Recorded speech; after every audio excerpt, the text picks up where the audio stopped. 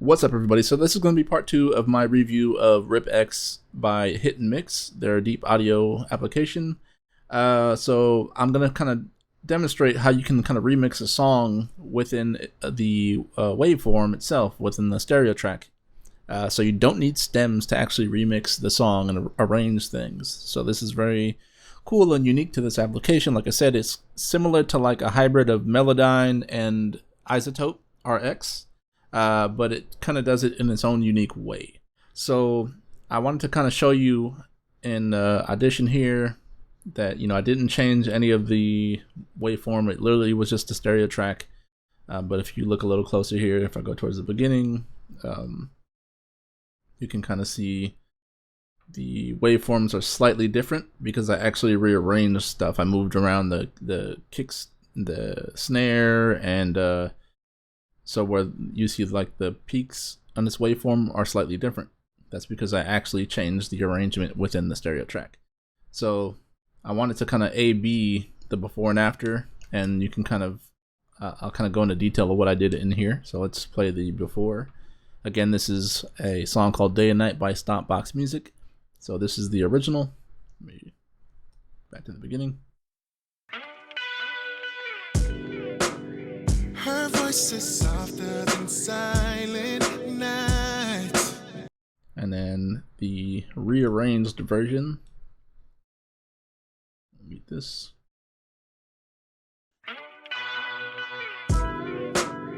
Her voice is softer than silent night. Go back to the original. Her eyes are brighter than the sky. Her eyes are brighter than the sky. But she says that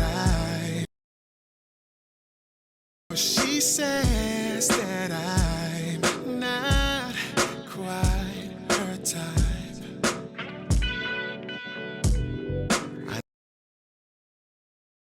I'm not quite her type.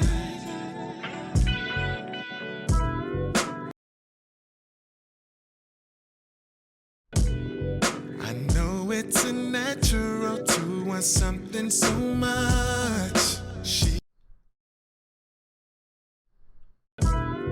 I know it's a natural to want something so much. She wanted more and more, but it's never enough for her. Wanted more and more, but it's never enough for her. That I'm under her spell. Yeah.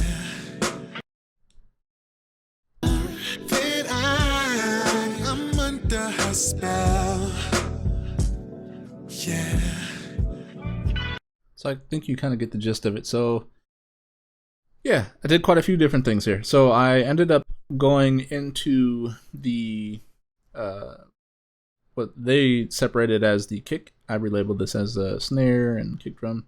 And I kind of rearranged some of the percussive parts of this in the intro.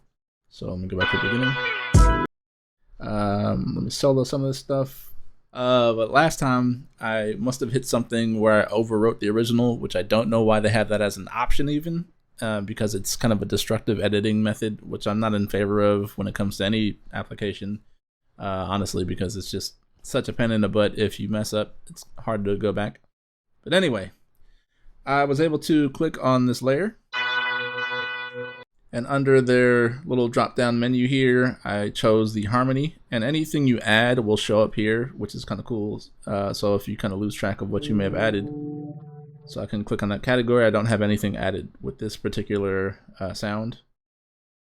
If I click on this one, you can see I added a delay to that actually.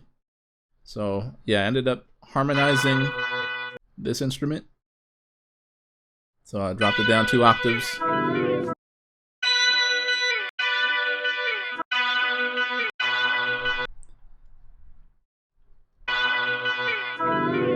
And this piece actually is later in the song, but I kind of copied that throughout earlier in the track because I just like the sound of it, and I added a delay to it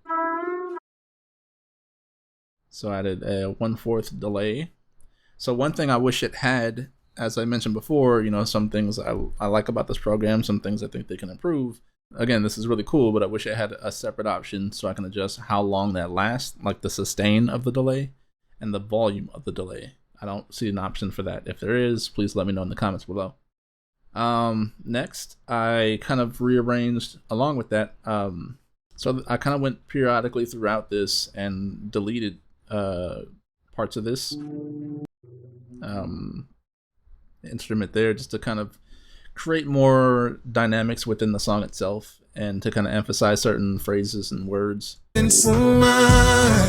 like doing that when I'm mixing. Just, you don't necessarily need to have like additive editing. I like reductive editing. So to make things stand out, I kind of remove instruments, or, you know, you create your little drops or whatever you want to call it. So I did that with this instrument as well as some of the kicks. And in my A/B comparison, you saw I copied and pasted some of the kick drum and snare drum around here, but I also removed it in certain parts of the song to make parts stand out. So originally there was a snare there, I believe, but again, we don't have the option to kind of look at the original. I wish they have that here so I can kind of, you know, A/B compare the original versus the modified version. But there was like just a repeated pattern of the kick and snare, just the 1-2, boom, clap, but they don't have that here. But anyway, I removed it. So it's missing there and there. I know it's to kind of make, you know, emphasis on that word. I wish there was a native de-esser like I mentioned in my previous video, because it would have helped a lot. I know it's a natural. I noticed when I had made harmonies, it, you know, duplicates stuff, so it also duplicated the S. And it's kind of hard to remove that harsh noise. If they just had like a de-esser and a built-in EQ that's a little bit more straightforward to use, I would definitely rate this a lot higher than I currently am. Again, this is a great program. You know, I don't regret paying for it. It's a wonderful program. It's just there are certain things I wish it had to make my workflow a lot easier. I also rearranged the bass within this. Again, this is like some sci-fi level stuff. It's really impressive, but you're able to copy and paste. So if I wanted to copy this bass, it actually was a shorter bass, and I just extended it by clicking and dragging, so I can shorten that up. But I made it longer. I copied this bass by hitting Command C, and I can go anywhere I want in the song. Paste it by hitting Command P. So I can rearrange this again. This is really cool. You're manipulating audio like it's a MIDI track. Again, Melodyne does something similar, different algorithm, slightly different tone and overall sound. The percussion and snare and kick, I like how they have it arranged where it's just at the bottom. Although I kind of wish you can extend this window up slightly, because it kind of gets a little tricky. Because I did notice sometimes what they have under percussion would be parts of the snare or the kick in the bottom here. But knowing that, you know, all my percussion is going to be on the bottom saved me time trying to navigate and find it. You know, this particular beat didn't have like a hi-hat and toms and all that other stuff, but knowing that your percussion is in a certain area, it helps you navigate and find that particular sound if it's troublesome and you want to tinker with it. And using that harmony option, so I would click the voice, create a harmony, kick, you know, same thing. I found a combination of duplicating it. So what I would do is I'd preview the voice, right? I'd create the harmony. So this is octave down. So I would copy the voice, a whole separate piece of audio, and move it to where the harmony was generated. So it kind of, you know, I had the same harmony, but since it's on its own layer, then I was able to manipulate it further by creating a harmony off of that, and then also being able to have the option to apply delays or reverbs, which is really cool. But again, hopefully in future releases there's an option where you can manipulate what's created, because if it does that, then like it's already amazing, but that's like a legit game changer, because I can create a harmony on the spot within seconds and then be able to manipulate it independently, make a different vibrato or volume and pan it and stuff, that'd be amazing. But currently it doesn't have that option, so the workaround I found was to duplicate the audio file, and then you're able to, you know, move it around where the harmony would be generated. And then within this, again, as a reminder, this part here, think of it like your audio suite plugins in Pro Tools. So I can click on it, and then if I want to lower the volume, I'd click on the volume option. And I wish there was a knob here so bad, or like a preview button, but basically if I move this line above the dotted one, it makes it louder. If I move it below, it makes it quieter. I don't know by how much, because there's no numbers in decibels to let you know how much, so you kind of have to play it by ear. So I kind of just lowered it in increments. By hitting apply, you'll see the change. So if I move this window out, I'm going to undo this. If I hit apply, apply, you saw how it went from being really bright to a little darker, because it's indicating to you that it's making its change, just lowering the volume. Same thing with the panning. So I kind of went throughout the song. So these were harmonies generated with the program. I can tell this one I did the technique I told you where I copied the audio itself. So initially I made the harmony generated through this program, and I liked where it placed it. So I made a duplicate of this and moved it to that layer. So I was able to, you know, mess with that independently. But I also used the harmony generator thing and created a harmony that's higher. So a higher octave and lower octave. So you get that really nice sound. But if I wanted to, because it's on its own layer, I can, you know, pan it. If I wanted to, I hit apply. Now it sounds like it's coming out the left side. It's just really nice to be able to manipulate this independently.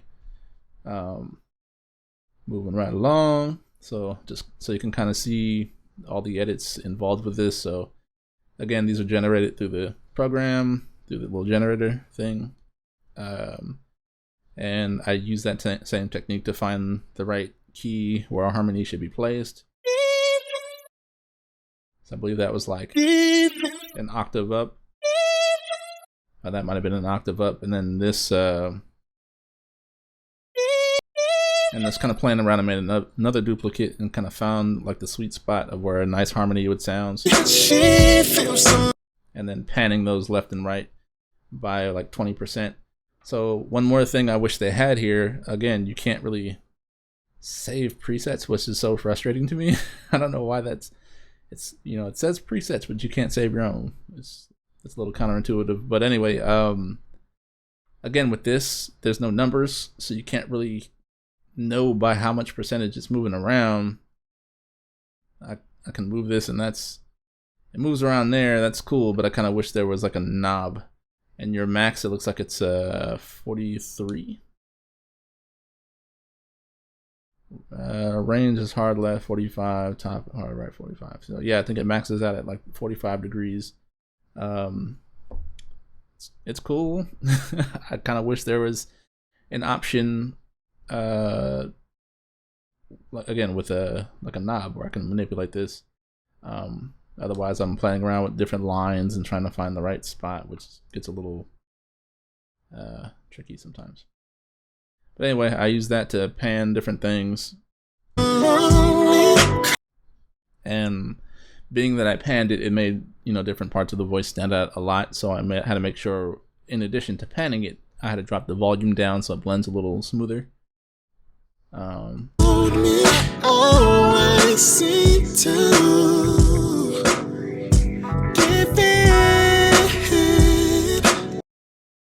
So a part of doing the engineering is if you do your job right, it's not super noticeable.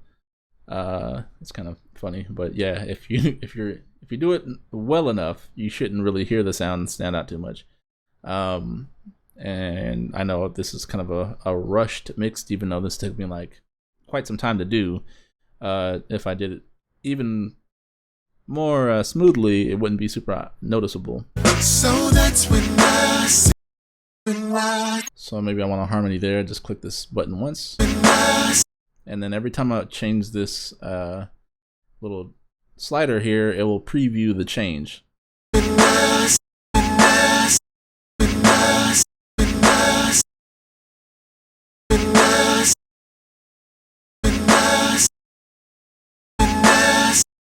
So see, if you had the option to lower that in volume, I would, but because I don't, I'm gonna leave that alone. So take that off.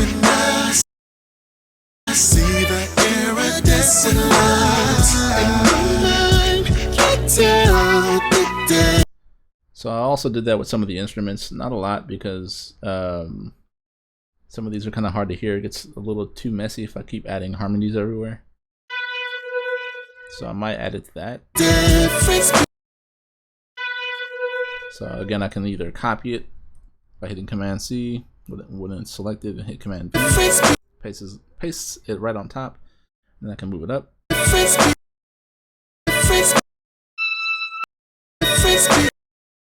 So you can do it that way. Command Z to undo, Command Z, undo, Command Z. Okay. I'll use this harmony button. So I moved it up by a third. Oh, it created a harmony and a third. So let's see if I move it.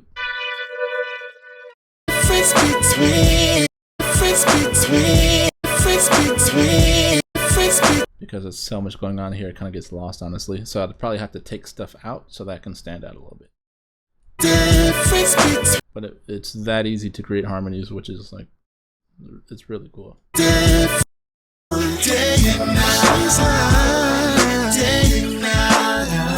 Like right here, I took a lot of the instruments out just so I can emphasize the words here, because it was getting so cluttered, and I felt like needed a little breath from all the noise. I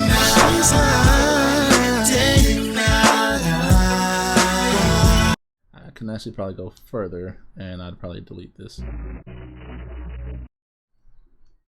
So.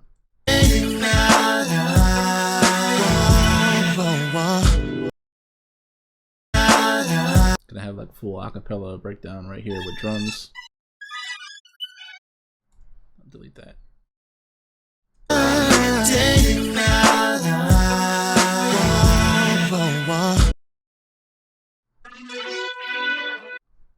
I'm just making room for the voice. Get rid of that. So now it's just drums and voice.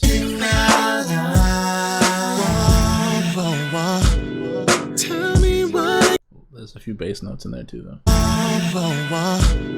Tell me what I gotta do. I'm getting chills with just the thought of you. Hallucinating. And here's an example of copying the bass over. So that originally wasn't in the song, this boom, boom, boom.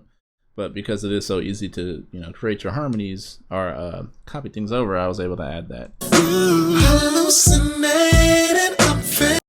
And also got rid of the snare and duplicated the kick over so it lands on there on the one.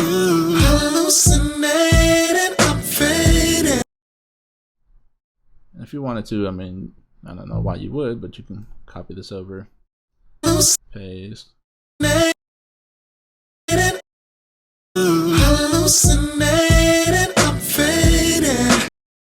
So another thing I would suggest, because I don't see it right now, is having the option to toggle on and off the snapping.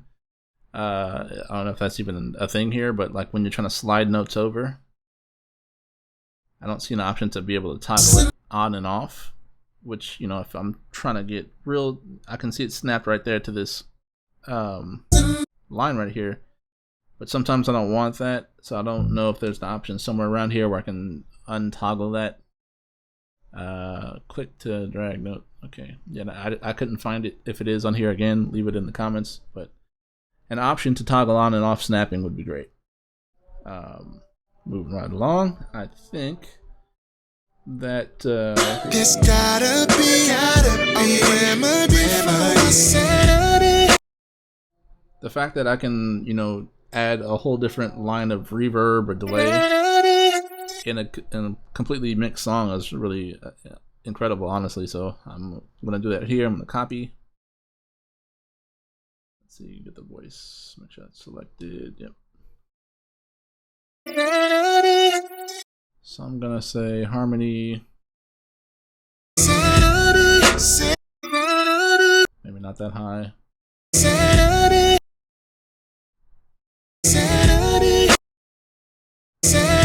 So what I have been doing, so selected that. I kind of see what the placement of that would be. So I'm gonna make a copy. Say Command C, Command V. I'm gonna move it to where that actually is, and then I'm gonna basically remove the generated harmony now. Take that off. Take that off. So now it's where the harmony would be generated, but now I can manipulate that independently. So I'm gonna lower the volume down. Apply like twice roughly. And then I'm also gonna add a, make this sure. Have that selected. I can add a delay. 1/4 sounds pretty good to me.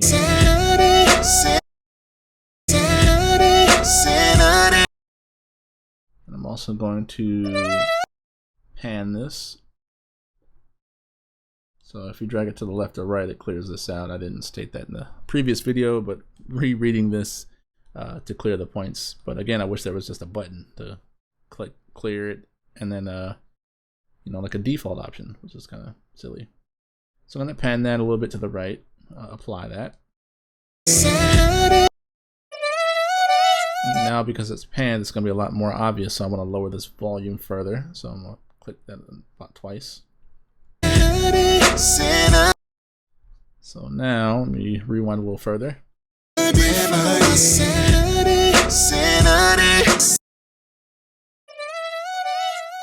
So now I have a delay as well as panning and volume change on this completely, you know, generated harmony.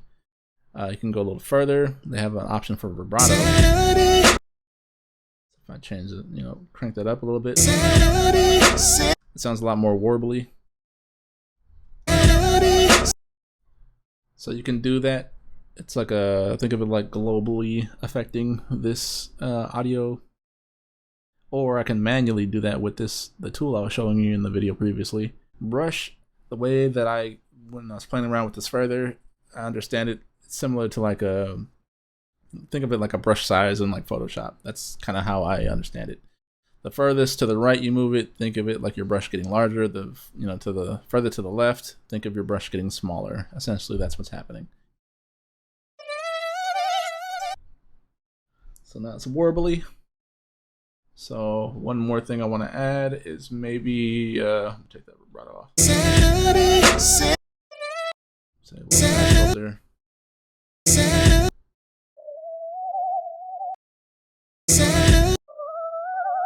Okay, leave it like that.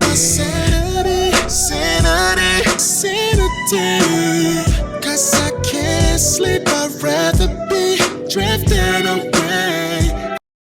And honestly, if you have access to redo the song and you know the artist is available, I'd advise to do that. But perhaps you don't. You know, the song's recorded. It's you know, the artist can't record it again for some reason. They left the studio, whatever it may be. But you want to add a harmony. This is a great program to kind of do that. I found the Isotope RX did a much better job with repairing clicks and pops and stuff. And when I did the repair, let's see if I can actually load this up here. So this was an interview for a podcast I was editing, and the voice itself had a lot of distortion. What they gave you access to? Well, most of it. Distorted right there.